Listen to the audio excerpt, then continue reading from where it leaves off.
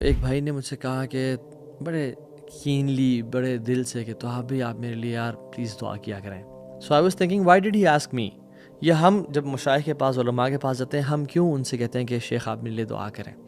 میں اکثر کہتا ہوں کیونکہ ہم یہ سوچ رہے ہوتے ہیں اور ہمارا گمان یہ ہوتا ہے کہ یہ شخص اللہ کے قریب ہے, اللہ کا نیک انسان ہے, اللہ سے محبت کرتا ہے.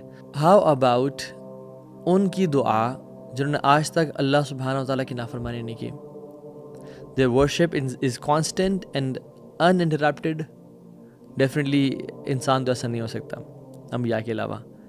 تو I am talking about angels. حدیث میں کیا آتا ہے کہ جو شخص نماز کے لیے آتا ہے اور وہ مصلی کی جگہ پہ بیٹھا رہتا ہے, اور یہ نماز سے پہلے بھی ہے اور بعد میں بھی ہے, یعنی وہ مسجد میں آیا اور آتے ہی ہمیں نہیں بیٹھنا چاہیے, رادر تحیۃ المسجد پڑھنے چاہیے جو 2 رکعتیں ہیں, ٹھیک ہے, پڑھ کے انسان بیٹھ جائے اور پھر اس کے بعد نماز کے لیے کھڑا ہو, نماز پڑھ کے دوبارہ بیٹھے رہے اس جگہ پہ. حدیث میں آتا ہے کہ جب کوئی شخص آتا ہے اور مصلی پہ بیٹھا ہوتا ہے تو اینجلز اس کے لیے دعا کر رہے ہوتے ہیں. اور کیا دعا کرتے ہیں؟ اللہم اغفر لہ ورحمہ, یا اللہ اس کو معاف کر دے, اس پہ رحمت نازل کر, یا اللہ اس کو معاف کر دے, اس پہ رحمت نازل کر.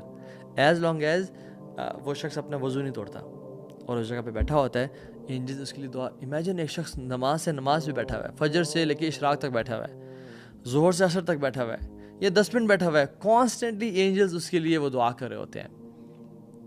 So think before moving from that place. Make sure کہ آپ اپنی جگہ سے جلدی نہ اٹھیں. کوئی چھوٹا موٹا کام آپ کو اٹھا نہ دے. وہاں پہ 33 دفعہ سبحان اللہ, 33 ٹائمز الحمدللہ, 34 ٹائمز اللہ اکبر پڑھیں, آیت الکرسی پڑھیں.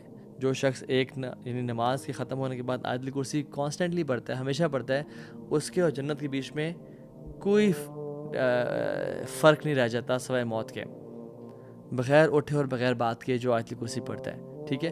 سو سورہ اخلاص, سورہ فلق, سورہ ناس بیٹھ کے پڑھیں انشاءاللہ. نماز کے بعد کا اذکار کریں, ڈونٹ بی ان اے رش. اور شیطان اکثر جو ہے نا نماز میں خیالات دیتے ہیں اور کہتے ہیں کہ تمہیں تو جلدی ہے, تمہیں نکلنا ہے یہاں سے, اور ہم یہ اتنی گولڈن اپرچونٹی چھوڑ کے کہ ایک تو نماز کے بعد کا اذکار اور اینجلز کی دعاؤں کو ہم چھوڑ کے نکل جاتے ہیں.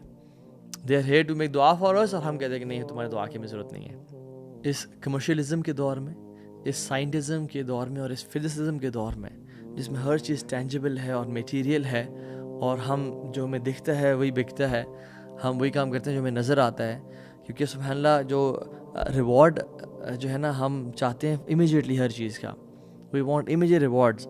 اور ہم جو کائنات میں جو چیزیں ہو رہی ہیں ہمیں ان کا یقین نہیں ہے.